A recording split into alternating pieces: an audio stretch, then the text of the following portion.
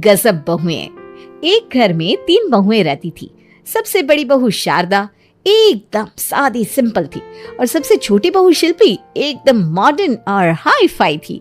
उन दोनों की आपस में कभी बनती नहीं थी और इस बात का फायदा उठाती थी बीच वाली बहू रचना। वो दोनों बहुओं से बिल्कुल अलग थी। रचना दिमाग से बड़ी तेज थी और उसे अच्छे से पता था कि उसे क्या करना है और क्या नहीं। एक दिन की बात है जब सबसे छोटी बहू शॉपिंग करके घर आती है। हाय, आज तो मैं बहुत थक गई।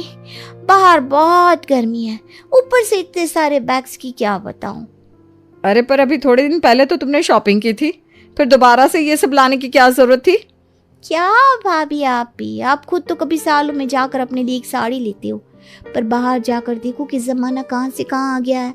आजकल की बहुएं को ये साड़ी और पल्लू में नहीं रहती। जाओ, आप भी जाकर थोड़ी शॉपिंग करो और मुझसे कुछ सीखो। देखो मैं कैसे रहती हूँ। तुम ही रहो ऐसे, मुझे नहीं रहना।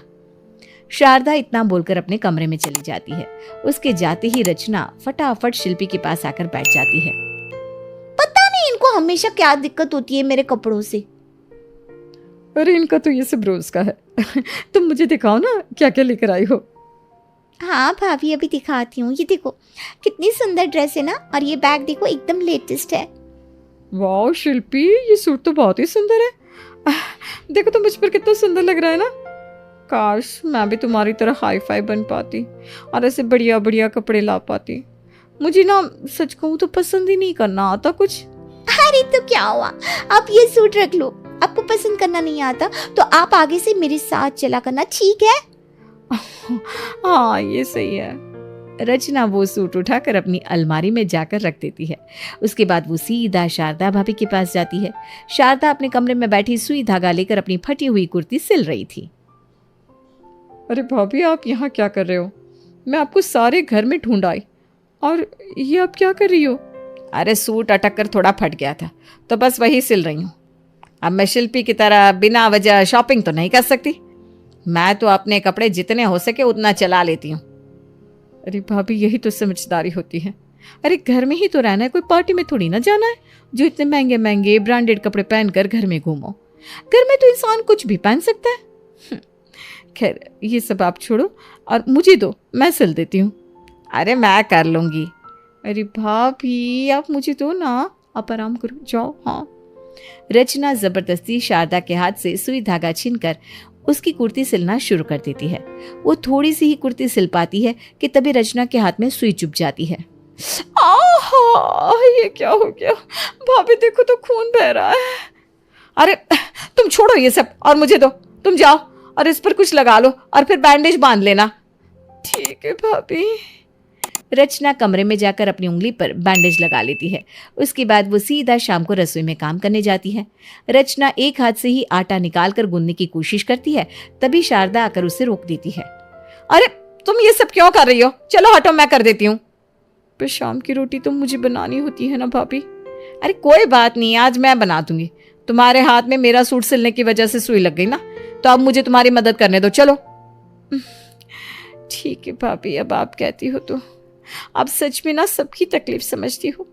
भगवान आप जैसे जिठानी सबको दे। रचना हाथ धोकर अब अपने कमरे में जाकर बैठ जाती है, पर उसको वहां बहुत गर्मी लगती है। वो एसी की तरफ देखती है, फिर उसे अपना बिल याद आ जाता है। वो वहां से उठती है और सीधा शिल्पी के कमरे में पहुंच जाती है। अरे शिल्पी, क्या हो रहा है भाई? अरे भाभी, बस ये बाल बनाने की कोशिश कर रही थी पर नहीं बन रहा है।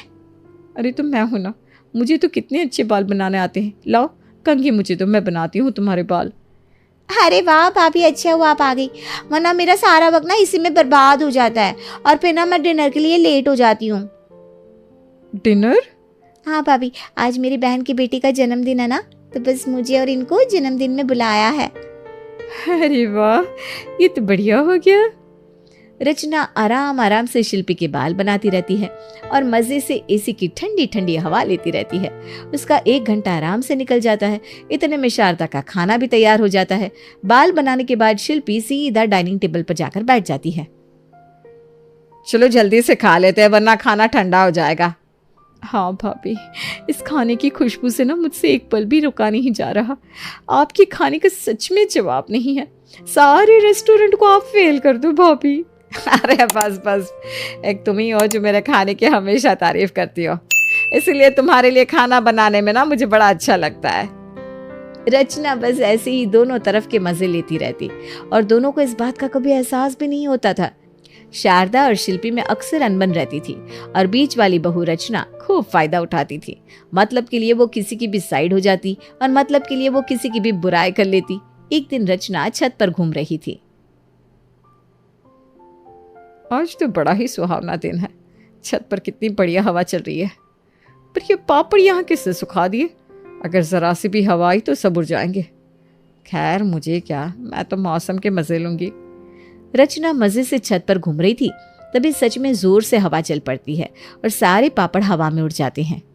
अरे बाप रे, ये तो सच में उड़ गए। मैं यहाँ से चलती हूँ वरना मुझे कोई देख लेगा। रचना जल्दी से नीचे भागती है, पर तभी सीढ़ियों पर उसे शिल्पी टकरा जाती है। अरे भाभी, ऊपर तो इतना अच्छा मौसम हो रहा है, आप नीचे क्यों भागी चली जा रही हो? चलो ना ऊपर चलते हैं। अरे नहीं, ऊपर ना बहुत धूल उड़ रही है।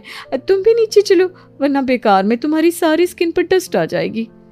अच्छा ऐसी बात है, तो मुझे भी ऊपर नहीं जाना। रचना और शिल्पी दोनों नीचे चली जाती हैं। थोड़ी देर बाद शारदा को पता चलता है कि ऊपर बहुत तेज हवा चल रही है, इसलिए वो भागी भागी ऊपर जाती है, पर तब तक तो उसके सारे पापड़ उड़ चुके थे। हे भगवान, मेरी सारी मेहनत बर्बाद हो गई। मेरे सारे पापड़ उड़ गए। कितनी मेहनत से पूरा दिन लगाकर मैंने बनाए थे। शारदा बेचारी उदास होकर नीचे रसोई में आकर अपना काम कर रही थी, तभी वहां शिल्पी आ जाती है। खाने में क्या बन रहा है भाभी? शिल्पी 2-3 बार शारदा से पूछती है, पर वो जवाब ही नहीं देती। इस बार वो शारदा को थोड़ा सा हिलाकर पूछती है। अरे भाभी, क्या हुआ आपको? कौन से ख्याल में हो? अरे तुम, हाँ बोलो क्या बात है? अरे आप मुझे बताओ क्या बात है। मैं कब से पूछ रही हूँ पर आपका ध्यान ही नहीं है। कहाँ खो गई हैं आप? अरे कुछ नहीं, वो मैंने कल पूरा दिन लगाकर पापड़ बनाए थे और छत पर सुखा रखे थे। आज जब हवा आई तो सब पापड़ उड़ गए। मेरे सारे पैसे और मेहनत बर्बाद हो गई। ओहो, ये तो बुरा हुआ। अगर मैं ऊपर जाती तो मैं आपको बता देती। वैसे मैं ना ऊपर जा ही रही थी, तभी मुझे सीढ़ियों पर रचना भाभी मिल गई और उन्होंने बोला कि ऊपर बहुत धूल उड़ रही है, तो मैं वापस से नीचे आ गई। मतलब वो आज छत पर थी? हाँ, वो तो छत से ही नीचे आ रही थी। अच्छा। थोड़ी देर बाद शारदा रचना के पास जाती है और उससे कहती है, आज तो बाहर कितना अच्छा मौसम था, तुमको छत पर जाकर देखना चाहिए था रचना। अरे कहाँ भाभी, मैं तो काम में इतना बिजी थी, मुझे पता ही नहीं चला। ओह, तो तुम आज छत पर गई नहीं? नहीं, मैं तो आज गई नहीं हूँ। आखिर ये झूठ क्यों बोल रही है? अगर ये छत पर गई थी तो मतलब इसने जानकर मेरे पापड़ नहीं उठाए। कोई नहीं, आज नहीं तो आगे तो पता चल ही जाएगा। शारदा वहां से चली जाती है और जाकर डाइनिंग टेबल पर बैठकर सब्जी काटने लगती है। थोड़ी देर बाद वहां रचना आती है। अरे भाभी, ये क्या सब्जी बना रही हो? एक काम करो ना, आज आलू मटर और कचौड़ी बना दो। आप ना बहुत स्वाद बनाते हो। ठीक है, मैं इसे फ्रिज में वापस रख देती हूँ और वो बना देती हूँ। शारदा अब आलू मटर और कचौरी की तैयारी करने लगती है, तभी वहां शिल्पी आती है। अरे मुझे तो रचना भाभी बोल रही थी कि आज भरवा बैंगन बन रहे हैं, तो फिर ये सब? अरे रचना नहीं बोला है कि आलू मटर और कचौड़ी खानी है? खैर, तुमको अगर रचना दिखे तो उसे मेरे पास भेज देना। वो तो मेरे कमरे में ही बैठी है, मैं अभी भेजती हूँ। है? वो तुम्हारे कमरे में क्या कर रही है? कुछ नहीं, बस वो मेरे कुछ कपड़े पड़े थे जब मैं बिल्कुल नहीं पहनती, तो वही चेक करके देख रही हैं। अच्छा, ठीक है। शिल्पी वहां से चली जाती है।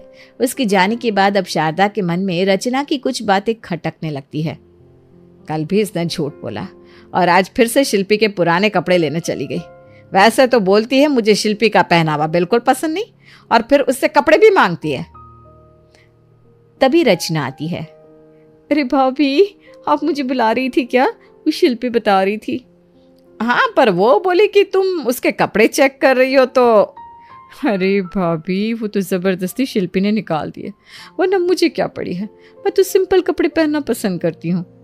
धीरे धीरे शारदा को तो रचना की चालाकियां समझ में आने लगती है, पर शिल्पी इस बात से अनजान थी। एक दिन रचना को शादी में जाना था, पर उसके पास कुछ ढंग का कपड़ा नहीं था। अब मैं क्या पहनूं? कोई अच्छा सेट भी नहीं है। लगता है जेठानी और देवरानी के पास जाना पड़ेगा। रचना पहले अपनी जेठानी शारदा के पास जाती है और कमरे में जाकर बैठ जाती है। आज भाभी आप ना मेरा खाना मत बनाना, मुझे अपने मामा जी के फंक्शन में जाना है। अच्छा, ये तो बढ़िया है। हाँ, वो ना बहुत बड़ा फंक्शन कर रहे हैं। अब सोच रही हूँ क्या पहनूं। वो अपनी गुलाबी साड़ी पहन लूँ क्या? अरे नहीं नहीं, वो तो बहुत सादी है। पर क्या करूँ, वही मेरी सबसे भारी साड़ी है। वो नहीं पहनूं तो कौन सी पहनूं फिर? मेरे पास तो इसके अलावा कोई ढंग की साड़ी भी नहीं है। अब क्या आपके पास होगी कोई अच्छी साड़ी? हाँ, मेरे पास 2-3 भारी भारी साड़ी रखी है। मुझे तो हमेशा सिंपल साड़ी पहननी होती है। मैं तुम्हें अभी दिखाती हूँ।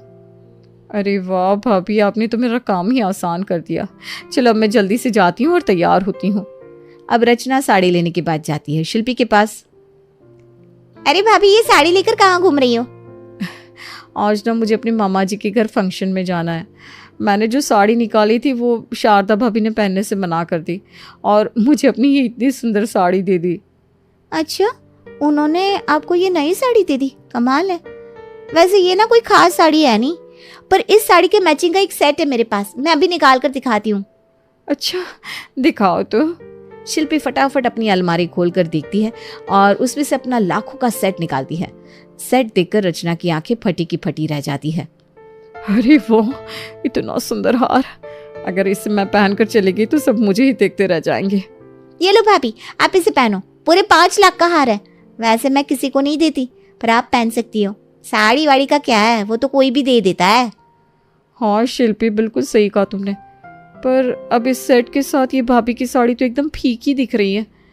ये सेट तो तुम्हारी साड़ी के लायक है। सच में भाभी, मेरी साड़ियाँ इतनी सुंदर होती है क्या? और नहीं तो क्या शिल्पी, तुम किसी भी फंक्शन में जाती हो ना तो सब तुम्हें ही दिखते रहते हैं। अरे भाभी, आप भी ना। वैसे अगर आपको मेरी साड़ी में से कोई लेनी है तो ले सकती हो। देखो, सब सामने अलमारी में टंगी है। अरे नहीं नहीं, तुमने इतना महंगा सेट दे दिया, वो कम है क्या? अरे भाभी, इतना मत सोचो। आप भी तो मेरा मेकअप करते हो, मेरी हेल्प करते हो। अब ले लो ना, आपको जो भी पसंद है। अच्छा, अब जब तुम इतना बोल रही हो तो देख लेती हूँ। रचना शिल्पी की अलमारी में उसकी साड़ियां देखने लगती है। शिल्पी के पास तो एक से बढ़कर एक साड़ी होती है, जिसके सामने शारदा की दी साड़ी एकदम फीकी लग रही थी। रचना अलमारी में से एक बड़ी ही सुंदर साड़ी निकालती है। हाँ भाभी, ये बहुत सुंदर है, आप इसी को पहन कर जाना। और अब आप ना जल्दी से तैयार हो जाओ, वरना लेट हो जाओगी। चलती हूँ मैं। शारदा की दी साड़ी वहीं पड़ी रह जाती है और रचना तैयार होकर फंक्शन में निकल जाती है। थोड़ी देर बाद जब शिल्पी अपने कमरे को समेट रही थी, उसका ध्यान शारदा की साड़ी पर पड़ता है। और ये साड़ी तो यहीं रह गई। एक काम करती हूँ, उनको वापस दे आती हूँ। बेकार में मुझसे गंदी बंदी हो गई तो और दिक्कत। शिल्पा अपनी जेठानी शारदा की साड़ी उनको जाकर दे देती है, पर शारदा साड़ी देखकर बड़ी हैरान हो जाती है। ये साड़ी तो अभी रचना मांग कर लेकर गई थी, तो तुम्हारे पास कैसे? मांग कर? वो तो बोल रही थी आपने जबरदस्ती दी है। अरे मैं क्यों जबरदस्ती दूंगी अपनी नई साड़ी? उसने मुझे आकर बोला उसके पास कोई ढंग की साड़ी नहीं है और खुद मुझसे मेरी साड़ी मांग ली। ऐसा है तो वो मेरी साड़ी और हार क्यों पहन कर गई है? पहले मुझसे साड़ी ली, फिर वही साड़ी तुम्हारे पास जाकर दिखाई ताकि उसे देखकर तुम भी उसे कुछ देने लगो। ये रचना हम दोनों को कहीं पागल तो नहीं बना रही? तुम्हारी तो वो इतनी बुराई करती है कि मुझे समझ में नहीं आता कि वो थोड़ी देर बाद कैसे तुमसे हंसकर बोल लेती है। अरे तो आपकी कौन सा वो तारीफ करती है? कल ही बोल रही थी मुझे, शारदा भाभी ने सब्जी में इतना ज्यादा लहसुन डाल दिया कि खाई नहीं जा रही थी। फिर भी मुझे बोलना पड़ा, भाभी खुशबू इतनी अच्छी है कि मुझसे रहा नहीं जा रहा। अरे हाँ, उसने ऐसा ही बोला था बिल्कुल। मुझे कैसे पता ये बात? मैं तो वहां थी भी नहीं। अरे पर वो तो मुझे ये भी बोल रही थी कि तुम रोज रोज उससे अपने बाल बनवाती हो और उसका सारा काम रह जाता है। हे भगवान, वो तो खुद आई थी मेरे पास और मेरे बाल बनाने लगी थी। तो तुम भी अब ये सोचो ना कि मुझे ये बात कैसे पता, जबकि मैं तो तुम्हारे कमरे में आई नहीं थी। ये रचना भाभी कभी इधर कभी उधर का खेल खेल रही है। दोनों की तरफ रहकर अपना फायदा कर रही हैं और हम आपस में एक दूसरे के बिन बात के बुरे बने हुए हैं। मुझे तो उसी दिन से शक हो गया था जब उसने मुझे कहा कि मैं छत पर गई नहीं और तुमने उसे खुद ऊपर से आते देखा था। हाँ, मैंने सच में देखा था और उन्होंने मुझे छत पर जाने ही नहीं दिया। क्योंकि पूरी छत पर मेरे बनाए पापड़ जो उड़ रहे थे, उसकी चोरी पकड़ी जाती ना, कि आखिर उसकी आंखों के सामने भी नुकसान कैसे होने दिया उसने। भाभी आप ना सही कहती हो, वैसे तो पूरा दिन मेरे कमरे में रहती है, पर कल पूरा दिन नहीं आई। अरे कल तो मेरे कमरे में थी ना, मेरे बेड के कपड़े रखवा रही थी, फिर बोली कि इतनी गर्मी से उसे चक्कर आ रहे हैं, तो मैंने एसी चला दिया, फिर जाकर उसे आराम पड़ा। अच्छा, तो अब मैं समझी, कल वो मेरे कमरे में क्यों नहीं आई। कल मुझे थोड़ा जुकाम था तो मैंने एसी बंद रखा था, मतलब वो मेरे कमरे में एसी की वजह से आती है, और पूरा दिन कभी आपके पास तो कभी मेरे पास, पर अपने कमरे की लाइट की पूरी बचत। अरे वो तो कपड़ों की भी बचत कर रही है, और मेरे खाने की झूठी तारीफ कर करके मुझसे रसोई का शाम का सारा काम करवा लेती है। अब हमें इन्हें सबक सिखाना चाहिए। बहुत फायदा उठा लिया इन्होंने हमारा। अब हमारी बारी है, इनसे काम भी करवाएंगे और सबक भी सिखाएंगे। हाँ, आज आने तो इसे, दोनों मिलकर बताएंगे फिर इसे। रचना देर रात घर वापस आती है। अगले दिन वो हमेशा की तरह एसी में बैठने के लिए शिल्पी के कमरे में जा रही थी। तभी शिल्पी ही सामने से आ जाती है और उसके कमरे में आकर बैठ जाती है। अरे मैं तो आ ही रही थी, तुम क्यों आ गई? अरे भाभी, आप तो हमेशा ही परेशान होती हो। मैंने सोचा मुझे ये सूट के दुपट्टे में लेस लगवानी है, तो क्यों ना यही ले आओ। अच्छा ठीक है, लाओ मैं लगा देती हूँ। भाभी, आप गर्मी में कैसे बैठी हुई हो? आपको तो गर्मी से दाने हो जाते ना। लाओ, मैं एसी चला देती हूँ। अब रचना मन ही मन शिल्पी को कोसने लगती है और बार बार अपने एसी की तरफ देखती रहती है। जल्दी से काम निपटाने के बाद वो बाहर जाकर टीवी देखने बैठती है। तभी वहां उसकी जेठानी शारदा आ जाती है। अरे तुम यहाँ क्या कर रही हो? जल्दी रसोई में जाओ और रात के खाने की तैयारी करो, माँ जी आते ही खाना मांगती है। खाना? आप खाना नहीं बना रहे भाभी? अरे मुझे ज़रा मार्केट जाना है कुछ काम से। वैसे भी अब तुम्हारी उंगली तो एकदम ठीक है, हैं? तुम जल्दी जाओ और खाने की तैयारी कर लो। और हाँ, अपना फेवरेट रायता बनाना मत भूलना। हाँ, शारदा इतना बोलकर वहां से निकल जाती है और रचना की तो आफत आ जाती है। अगले दिन से शारदा अब बस अपने हिस्से का काम करती और शिल्पी भी रोज पहले से पहले रचना के कमरे में आकर बैठ जाती, जिस वजह से उस महीने रचना के कमरे का बिल एकदम पार हो जाता है। हे भगवान, ये सब क्या हो रहा है मेरे साथ? आखिर इन दोनों को अचानक क्या हो गया? पहले तो इतनी आसानी से बेवकूफ बन जाती थी, पर अब तो इतनी चालाक हो गई है कि पूछो मत। अरे रचना भाभी, वो उस दिन आप साड़ी लाई थी ना, जरा मुझे देना। मुझे ना मंदिर जाना है, तो आज वही पहन कर जाऊंगी। अरे पर वो तो मेरी नई साड़ी है। अरे तो इसने भी तो तुमको अपनी नई साड़ी और लाखों का हार दिया था, आज तुम दे दो। इनको क्या हो गया है? ये अपने दुश्मन की तरफदारी क्यों कर रही हैं? जल्दी दो ना, मुझे मंदिर जाना है। वो मुझे ना कल ही एक पंडित जी ने कहा था कि हमें अपने कपड़े ना किसी को देने नहीं चाहिए और ना किसी के पहनने चाहिए। मैं नहीं चाहती कि बेकार में तुम मेरी साड़ी पहनो और फिर कुछ हो जाए तो। ऐसी बात है तो भाई आज के बाद हम में से कोई किसी से कुछ लेगा नहीं, कुछ देगा नहीं। हाँ भाभी, आप भी अभी के अभी मेरे सारे कपड़े दे दो। बेकार में मैं नहीं चाहती कि मेरी वजह से कुछ हो। हाँ रचना, जल्दी करो, दे दो उसे। रचना की चाल खुद पर ही भारी पड़ जाती है। उसको अलमारी से शिल्पी के सारे कपड़े वापस करने पड़ते हैं। ये मेरे साथ सब उल्टा क्यों हो रहा है? सारे के सारे कपड़े देने पड़ रहे हैं। शिल्पी अपने सब कपड़े उठाकर वहां से चल देती है। शारदा भी रचना को खाने का बोलकर अपने कमरे में चली जाती है। उनके जाने के बाद रचना अपना सर पकड़कर बैठ जाती है। अब कोई चालाकी नहीं करूंगी, बहुत बना लिया दोनों को बेवकूफ। अब लगता है मेरी दाल यहाँ नहीं गलने वाली। शारदा और शिल्पी अब एक हो जाती हैं और दोनों मिलकर रचना को रोज ऐसा सबक सिखाती कि वो आगे से दोनों में से किसी को भी किसी के खिलाफ भड़काना भूल जाती है और ना किसी का कोई फायदा उठा पाती है।